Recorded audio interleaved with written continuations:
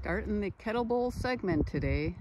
In spite of the name, Kettlebowl Ski Hill, this is not in a kettle actually, it's on the edge of the moraine. After about a mile of easy walking, I think it's time to put the snowshoes on. The trail goes this way. There's an erratic, about chest high.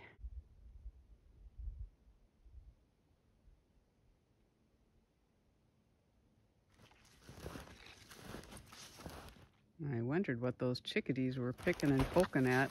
There's a dead deer. You can see part of the rib cage there. Oodles of erratics along here. There's one a bit off the trail, and one right alongside the trail, and more alongside the trail. This is a logging road, so they heaped up the erratics on the side. Look at all the snags in there. The trees with the tops broken off.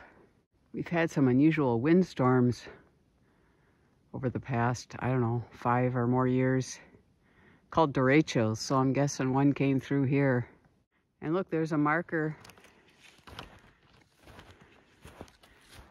for a sled dog trail.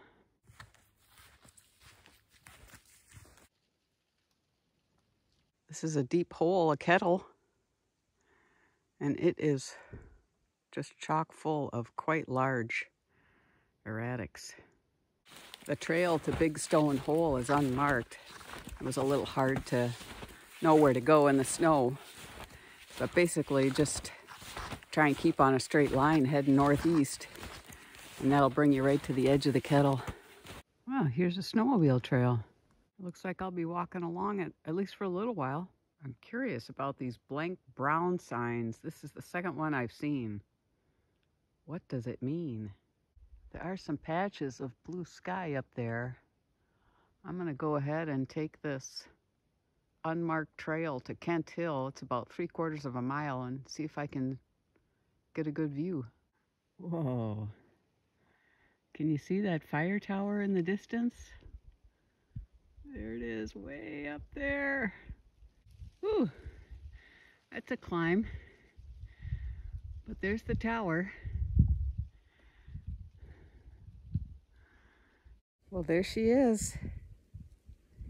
Even with the leaves off of the trees, it's hard to see any kind of distance. Rib Mountain is over that way somewhere, south-southwest, and I can't make it out at all. Sunshine.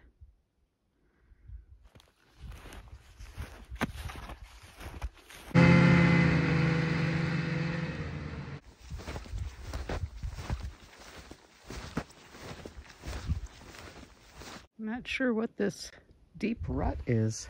Maybe from a heavy rainfall, cut like a river down the logging road. They're a nice set of wolf tracks here. Look at how big those are and how far apart.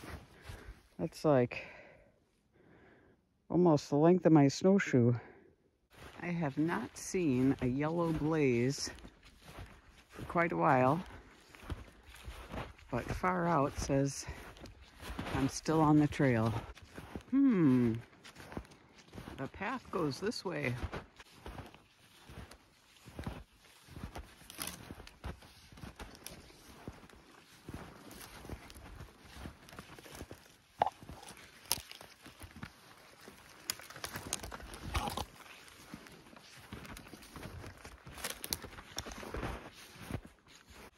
I got a good tucker going now.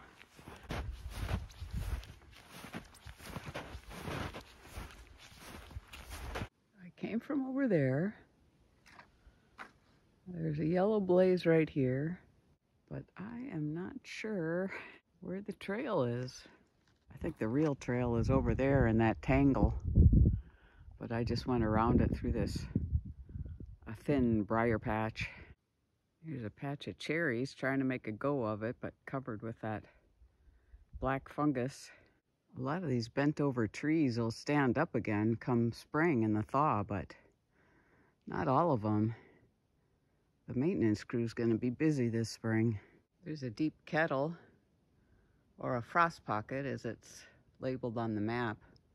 Pretty much all the lakes in Wisconsin are kettle lakes, formed by a big chunk of ice that was buried in the debris and then melted and left a deep depression behind. And in southwestern Wisconsin,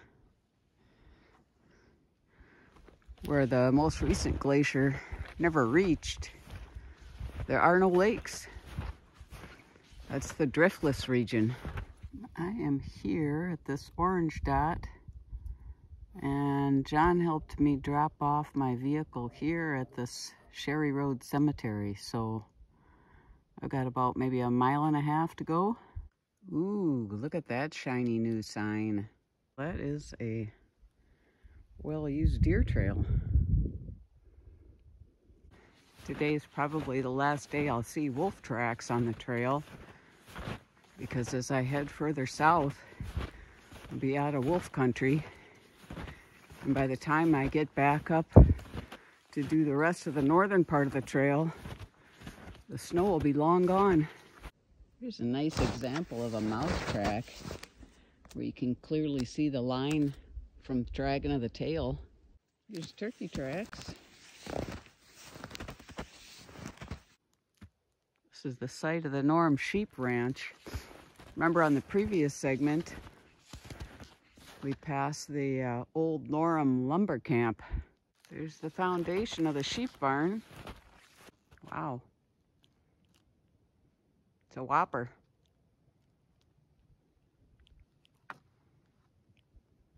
All right, finished the Kettlebowl segment. Back to my vehicle at the Sherry Road Cemetery.